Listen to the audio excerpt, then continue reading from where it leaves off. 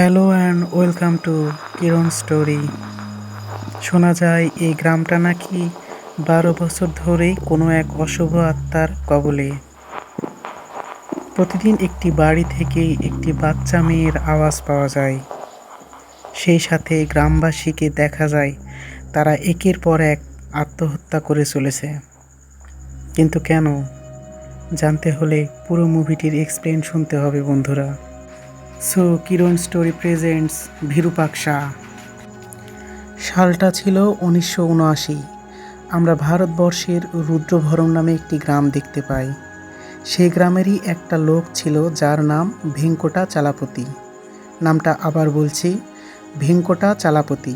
এ ব্যক্তি একটি চিহ্নের মধ্যে একটি মৃত শিশুকে রেখে মন্ত্র পড়ছিল। পাশে ভীত অবস্থায় বসেছিল তার স্ত্রী। এরপর আমরা দেখতে পাই গ্রামের সকল লোক ভেঙ্কটার বাড়ির দিকে আসছিল, কেউ হাতে মশাল, কেউ হাতে লাঠি নিয়ে। কারণ গ্রামে একের পর এক শিশু মারা যাচ্ছিল, আর গ্রামবাসী মনে করত ভেঙ্কটা ও তার স্ত্রী এর জন্য দায়ী। তারপর আমরা দেখতে পাই গ্রামবাসী তাদের চুল ধরে টেনে নিয়ে যায় এবং একটি গাছের সাথে বেঁধে জীবন্ত অবস্থায় আগুনে পুড়িয়ে দেয়। আর এই তান্ত্রিক দম্পতির একমাত্র ছোট ছেলে তাদের বাবা মায়ের এই করুণ মৃত্যু নিজের চোখে দেখে এবং চিৎকার করে কান্না করতে থাকে। ভেঙ্কটা ও তার স্ত্রী পুড়ে মরে যাওয়ার সময় তার স্ত্রী অভিশাপ দিয়ে যায়, 12 বছর পর এই গ্রাম শ্মশান হয়ে যাবে। এরপর গ্রামের হরিশ্চন্দ্র প্রসাদ ও তান্ত্রিক দম্পতির ছেলেটিকে একটি অনাথ আশ্রমে দিয়ে আসে, যদিও বা গ্রামবাসীরা এই ছেলেটিকেও মেরে ফেলতে চেয়েছিল। এরপর 12 বছর চলে যায় এবং চলে আসে 1991 সাল। এমন সময় এক রাতে হঠাৎ অদ্ভুত এক কাকের আওয়াজে সিদ্ধিয়া নামের একটি লোকের ঘুম ভেঙে যায় এবং জেগে ওঠে। সিদ্ধিয়া তখন দেখে পূর্ণিমার আলোয় অনেকগুলো কাক একসাথে জড়ো হয়েছে। তারপর হঠাৎ করে একটি কাক এসে ঝাঁপিয়ে পড়ে এই সিদ্ধিয়ার উপরে এবং তার চেহারা এমনভাবে পাল্টে দেয় যে দেখে মনে হয় এক অভিশপ্ত আত্মাতে পরিণত হয়েছে সিদ্ধিয়া। এরপর গ্রামের লোকেরা পরদিন সকালে অনেক খোঁজ করতে থাকে, কিন্তু তাকে কোথাও খুঁজে পায় না।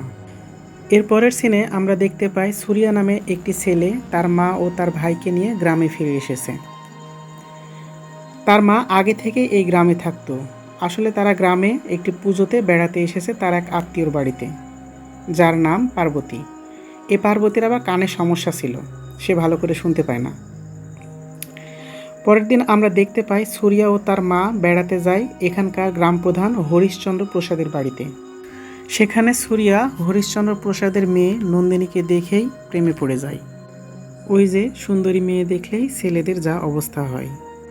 যাই হোক, এরপর সুরিয়া সুযোগ বুঝে নন্দিনীকে মনের কথা বলে দেয় এবং নন্দিনীর উত্তরের আশায় অপেক্ষা করে।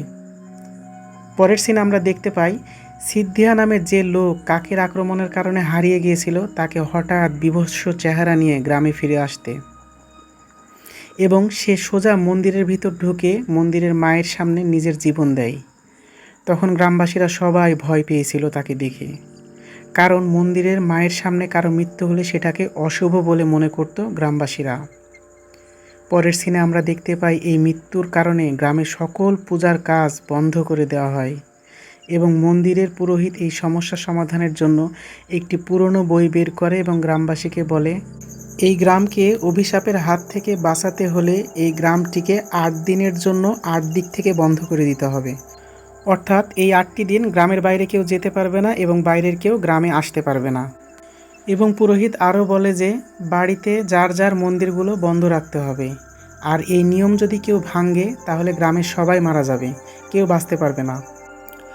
তারপর গ্রামের সবাই তন্ত্রমন্ত্র পাঠ করে গ্রামটিকে সিল করে দেওয়া হয় 8 দিনের জন্য 8 দিক থেকে।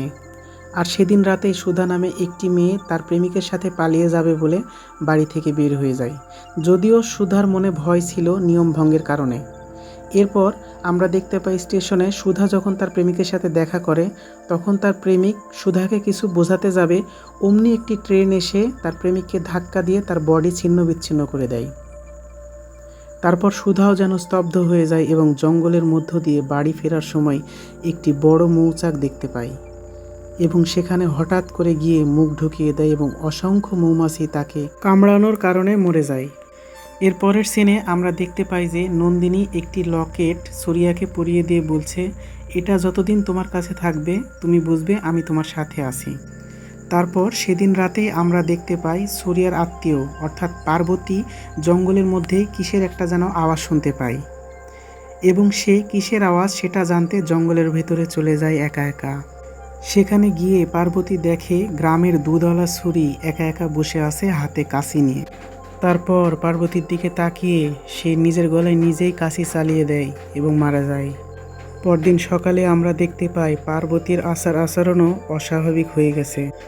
আমরা আগেই জেনেছিলাম যে পার্বতীর একটি কানে সমস্যা ছিল, আর পার্বতী সেই অজুহাতেই একটি পিন দিয়ে খুঁচিয়ে খুঁচিয়ে নিজে আত্মহত্যা করে। এরপর তার দাহকার্যের আগে সুরিয়া লক্ষ্য করে যে পার্বতীর যে কানে ব্যথা ছিল সেই কানে পার্বতী না খুঁচিয়ে তার ভালো কানে পিন দিয়ে খুঁচিয়ে খুঁচিয়ে সে মারা যায়। তখন সুরিয়া বুঝতে পারে যে এই মৃত্যুটা কোনো স্বাভাবিক মৃত্যু না। যেহেতু ৮ দিন গ্রামের বাইরে কারো যাওয়া হবে না, তাই গ্রামবাসীরা পার্বতীর লাশটা সেই তান্ত্রিক যুগল ভেঙ্কটার বাড়িতে গিয়েই দাহ করে দেয়। এরপরের সিনে আমরা দেখতে পাই গ্রামের জঙ্গলের ভেতরে এক তান্ত্রিক মাটিতে হাত দিয়ে বুঝতে পারে যে এই গ্রামের মানুষের সাথে কি হয়েছে। তখন এই তান্ত্রিক গ্রামবাসীর কাছে আসে এবং বলে, এখানে 2টা না 4টা মানুষ মারা গেছে, যা তোমরা জানো না। আমাকে গ্রামের ভিতরে ঢুকতে দাও, আমি তোমাদের সাহায্য করতে চাই। কেননা তোমার গ্রামের ভেতরেই এমন কেউ একজন আছে যে তোমাদের ওপর কালো জাদু করছে। তখন গ্রামবাসী বলে দেয়, না, আমাদের গ্রামের নিয়ম আছে, 8 দিনের জন্য কেউ আমাদের গ্রামের ভেতরে ঢুকতে পারবে না বাইরে থেকে। তখন তান্ত্রিক এটা শুনে মহাকালের কাছে এই গ্রামের মঙ্গল কামনা করে সেখান থেকে চলে যায়। সুরিয়া কিন্তু ঠিকই বুঝতে পেরেছিল এই গ্রামের সাথে কিছু একটা অশুভ হতে চলেছে। তারপর হঠাৎ সুরিয়া সুধার লাশ দেখতে পায় একটি মৌচাকের নিচে। তারপর সুরিয়া সুধার ব্যাগ থেকে 2টো টিকিট খুঁজে পায় এবং সঙ্গে সঙ্গে স্টেশন মাস্টারকে কল দেয়। তখন স্টেশন মাস্টার সুরিয়াকে সেই রাতে সুধার প্রেমিক ট্রেনের ধাক্কায় মারা যায় এটা বলে। আর এটা শোনার সাথে সাথে সুরিয়া ঠিকই বুঝতে পারে যে তান্ত্রিক ঠিকই বলেছিল এই গ্রামে 4টি মানুষ মারা গেছে, আর এরা 4 জন হলো সুধা ও সুধার প্রেমিক, দুধওয়ালা ছুরি এবং পার্বতী। তখন সুরিয়া একটু ভেবে একটা জিনিস লক্ষ্য করে যে যাকে মরতে দেখেছে পরক্ষণে সেই মারা গেছে। যেমন সুধা দেখেছে তার প্রেমিককে মরতে, পরবর্তীতে সুধা মরেছে। আবার সুধাকে মরতে দেখেছে দুধওয়ালা ছুরি, তখন ছুরিও মারা গেছে। আর ছুরিকে মরতে দেখেছে পার্বতী, আর পার্বতীও শেষ পর্যন্ত আত্মহত্যা করেছে। তখনই সুরিয়ার হঠাৎ করে মনে হয় পার্বতী মারা যাবার আগের দিন তার প্রেমিকা নন্দিনী পার্বতীর সাথে দেখা করেছিল। আর তখনই সুরিয়া দৌড়ে চলে যায় নন্দিনীকে বাঁচাতে নন্দিনীর বাড়িতে। আর আমরা লক্ষ্য করি যে এরই মধ্যে নন্দিনীর আচার আচরণ অস্বাভাবিক হয়ে গেছে, কেমন জানি নিস্তব্ধভাবে চলাফেরা করছে। এর পরের সিনে আমরা দেখতে পাই নন্দিনী ভেঙ্কটার বাড়িতে একটি কুয়ো ছিল, সেই কুয়োতে ঝাঁপ দিতেই যাবে, ঠিক এমন সময় সুরিয়া এসে নন্দিনীকে বাঁচিয়ে নেয়। নন্দিনীকে দেখে গ্রামের সবাই ভয় করে এবং অনেক চিন্তায় পড়ে যায়। গ্রামের প্রধান পুরোহিত বলে, সুধা যখন গ্রামের বন্ধন ভেঙে বাইরে গিয়েছিল তখন থেকে অশুভ আত্মার কবলে পড়েছে গ্রাম। পুরোহিত আরও বলে, নন্দিনীর ভেতরেই অশুভ আত্মা প্রবেশ করেছে, যা সূর্যগ্রহণের রাতে নন্দিনীকে পুড়িয়ে এই অশুভ আত্মার থেকে গ্রামকে মুক্ত করতে হবে। তখন নন্দিনীর বাবা এবং সুরিয়া পুরোহিতকে বাধা দেয় এবং সুরিয়া বলে, আমাকে কয়দিন সময় দেন, আমি গ্রামের বাইরে গিয়ে এই অশুভ আত্মার হাত থেকে গ্রামকে বাঁচাবো। পুরোহিত তখন চিন্তা করে যে এমনিতেই গ্রামের বন্ধন ভেঙে গেছে, তো একটা সুযোগ সুরিয়াকে দিয়ে দেখি। তখন পুরোহিত সুরিয়াকে বলে দেয়, তুমি যা করার অবশ্যই সূর্যগ্রহণের আগে করতে হবে এবং সূর্যগ্রহণের আগে তোমাকে গ্রাম থেকে ফিরে আসতে হবে। এরপর সুরিয়া বেরিয়ে পড়ে এবং একটি ডাক্তারকে সাথে নিয়ে ভেঙ্কটার বাড়িতে গিয়ে একটি বই পায়। সেখানে লেখা ছিল মৃত মানুষকে কিভাবে ফিরিয়ে আনতে হয়। সুরিয়া এ সম্পর্কে আরও জানার জন্য ওই তান্ত্রিক যুগলের ছেলে ভৈরবের কথা মনে আছে আপনাদের, সেই ভৈরবের কাছে চলে যায় অনাথ আশ্রমে। সেখানে গিয়ে সুরিয়া জানতে পারে যে ভৈরব কাউকে তন্ত্রমন্ত্র দিয়ে পঙ্গু করে অনাথ আশ্রম থেকে পালিয়েছে অনেক আগেই। তারপর সুরিয়া বেরিয়ে পড়ে সেই ভৈরবাকে খুঁজতে জঙ্গলের ভেতরে। তখন সুরিয়াকে কিছু তান্ত্রিক জঙ্গলে আক্রমণ করে। আর তখনই সেই তান্ত্রিক যে গ্রামের মঙ্গল চেয়েছিল সে এসে সুরিয়াকে বাঁচিয়ে নেয়। তারপর সুরিয়া এবং তান্ত্রিক একসাথে গুহার মধ্যে যায় ভৈরবকে খুঁজতে। সেখানে গিয়ে তান্ত্রিক মাটি স্পর্শ করে দেখতে পায় যে ভৈরবা একটি আগুনের কুণ্ডলীর মধ্যে বসে আছে এবং তন্ত্র মন্ত্র করে গ্রামের মানুষকে মারছে একের পর এক। তারপর সুরিয়া এটা জানতে পারে যে সুধার প্রেমিক যে ট্রেনের ধাক্কায় মারা গিয়েছিল সে আর কেউ নয়, এই ভৈরবা। সুরিয়া তখন আরও জানতে পারে যে আসলে ভৈরবা ইচ্ছা করে ট্রেনের সাথে ধাক্কা লেগে মৃত্যুবরণ করেছিল, কারণ তার আত্মা যেন সুধার মধ্যে ঢুকে গিয়ে তাকে মেরে ফেলে। এরপর সুধা থেকে ছুরি, ছুরি থেকে পার্বতী, এভাবেই তাদের মধ্যে আত্মা ঢুকিয়ে ভৈরবা তাদেরকে মেরে ফেলে। আর এখন ভৈরবার আত্মা নন্দিনীর মধ্যে বিরাজ করছে। তারপর সুরিয়া এই গুহাতে একটি বই খুঁজে পায়, আর এই বইটি হচ্ছে গ্রামের মানুষের সকল সমস্যার সমাধানের আসল বই। আর গ্রামের পুরোহিতের কাছে যে বই আছে ওইটা হচ্ছে নকল বই। আসলে আসল বইটা নিয়ে নকল বইটা ভৈরবাই চালাকির সাথে পরিবর্তন করে দিয়েছিল। এরপর তান্ত্রিক সুরিয়াকে বলে, আমার মনে হয় ভৈরবা একা নয়, গ্রামের মধ্যে কেউ একজন আছে যে ভৈরবাকে গ্রামের মধ্য থেকেই সাহায্য করছে। পরের সিনে আমরা দেখতে পাই সূর্যগ্রহণ শুরু হয়ে গেছে, আর গ্রামের প্রধান পুরোহিত ওই নকল বই অনুসারে নন্দিনীকে একটি কাঠের বাক্সে ভরে তাকে পোড়ানোর জন্য গ্রামের সবাই হাতের রক্ত দিতে থাকে ওই কাঠের বাক্সের মধ্যে। তারপর আমরা সূর্যগ্রহণ প্রায় শেষ হতে চলেছে এমন সিন দেখতে পাই। সুরিয়া তান্ত্রিককে নিয়ে দ্রুত গ্রামের দিকে ছুটে চলেছে এবং গ্রামে এসে সুরিয়া ও তান্ত্রিক যা দেখে তার জন্য মোটেও প্রস্তুত ছিল না। তারা দেখে ভৈরবের কালো জাদুর কবলে পুরো গ্রামের মানুষ বশ হয়ে দাঁড়িয়ে রয়েছে, নির্বাক নিস্তব্ধ হয়ে, এবং পুরো গ্রামবাসী কারোর চোখে মনি ছিল না ওই সময়। গ্রামবাসী সবাই মনিহীন চোখ নিয়ে তাকিয়ে রয়েছে নন্দিনীর ওই বাক্সের দিকে।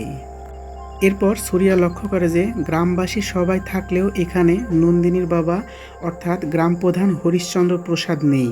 তখন সুরিয়া দৌড়ে চলে যায় হরিশ্চন্দ্রের বাড়িতে এবং হরিশ্চন্দ্র প্রসাদের মুখ থেকে শুনে নন্দিনী আসলে তার মেয়ে নয়, নন্দিনীও ওই ভেঙ্কটারই মেয়ে, অর্থাৎ ভৈরবা আর নন্দিনী দুই ভাই বোন ছিল এবং ওই তান্ত্রিক যুগলেরই তারা ছেলে মেয়ে ছিল। গ্রামের মানুষকে বলেনি, কারণ নন্দিনীকে তারা মেরে ফেলতো এই জন্য। আসলে নন্দিনী ও ভৈরবা তাদের মা বাবাকে পুড়িয়ে ফেলার প্রতিশোধ নিতেই পুরো গ্রামের ওপর কালো জাদু করে রেখেছে। এটা শুনে সাথে সাথে সুরিয়া চলে যায় নন্দিনীর কাছে। তখন দেখে নন্দিনী একটি আগুনের গোল বৃত্তের মধ্যে বসে সেই গাছটিতে আগুন ধরিয়ে দেয় যে গাছটিতে নন্দিনীর বাবা মাকে জীবন্ত অবস্থায় পুড়িয়ে ফেলা হয়েছিল, এবং গ্রামবাসীকে সবাইকে বলে সেই আগুনে গিয়ে সেই গাছের নিচে ঝাঁপ দিতে। তারপর নন্দিনী সুরিয়ার কাছে সমস্ত সত্য বলে। সে বলে আমার বাবা মা নির্দোষ ছিল এবং তারা মৃত শিশুদের বাঁচানোর জন্য মৃত শিশুর দেহকে নিয়ে গিয়ে তন্ত্রমন্ত্র করত। কারণ নন্দিনীর বাবা অথর্ব বেদ থেকে এর শক্তি পেয়েছিল যে মৃত মানুষকে সে জীবিত করতে পারবে। কিন্তু গ্রামবাসীরা ভুল বোঝে এবং গ্রামবাসীরা মনে করে যে গ্রামের সকল শিশুর মৃত্যু হয়েছিল ভেঙ্কটা ও তার স্ত্রীর তন্ত্রমন্ত্রের জন্যই, আর তাই গ্রামবাসীরা তাদের জীবন্ত পুড়িয়ে ফেলেছিল। এ সময় সুরিয়া বারবার নন্দিনীকে থামানোর জন্য তাদের ভালোবাসার কথা নন্দিনীকে মনে করানোর চেষ্টা করে, কিন্তু নন্দিনী কিছুতেই থামে না। তখন সুরিয়া কোনো উপায় না পেয়ে নন্দিনীকে থামাতে নিজের পেটে নিজেই চাকু মেরে দেয়, যাতে নন্দিনীর ভালোবাসার মানুষকে নন্দিনী নিজের চোখে মরতে দেখে থেমে যায়। আর তখনই এটা দেখে নন্দিনী আগুনের ওই গোল বৃত্তের মধ্যে থেকে দৌড়ে এসে সুরিয়াকে জড়িয়ে ধরে, এবং নন্দিনী তখন সুরিয়াকে বলে গ্রামবাসীকে বাঁচাতে হলে আগে আমাকে শান্ত করো। তখন সুরিয়া নন্দিনীর শরীরে চাকু মারে যাতে ভৈরবের আত্মা নন্দিনীর শরীর থেকে বের হয়ে যায়। তারপর নন্দিনী মারা যায় এবং সুরিয়া তাকে জড়িয়ে ধরে অনেক কান্না করতে থাকে। হায় রে, গ্রামবাসীকে বাঁচাতে নিজের ভালোবাসার বলিদান। তারপর গাছটার আগুন নিভে যায় এবং গ্রামবাসী সকলেই সজ্ঞানে ফিরে আসে। পরদিন গ্রামের সবাই মিলে নন্দিনীর শেষ কাজ সম্পন্ন করে এবং সুরিয়া ভেঙ্কটার বাড়িটিকে একটি স্কুল বানানোর পরামর্শ দেয় গ্রামবাসীকে। তারপর সুরিয়া হঠাৎ লকেটের দিকে তাকাতেই তার চোখগুলো জ্বলে ওঠে এবং মনে হয় নন্দিনীর আত্মাটাও তার মাঝে বিরাজ করছে। আর এখানেই মুভিটি শেষ করা হয়। বন্ধুরা, কেমন লাগলো মুভিটি? ভালো লাগলে অবশ্যই কমেন্ট করে আমার চ্যানেলটি সাবস্ক্রাইব করে দিও। আর হ্যাঁ, ভৈরবার মতো কোনো অশুভ আত্মার সাথে যেন পালাতে যেও না।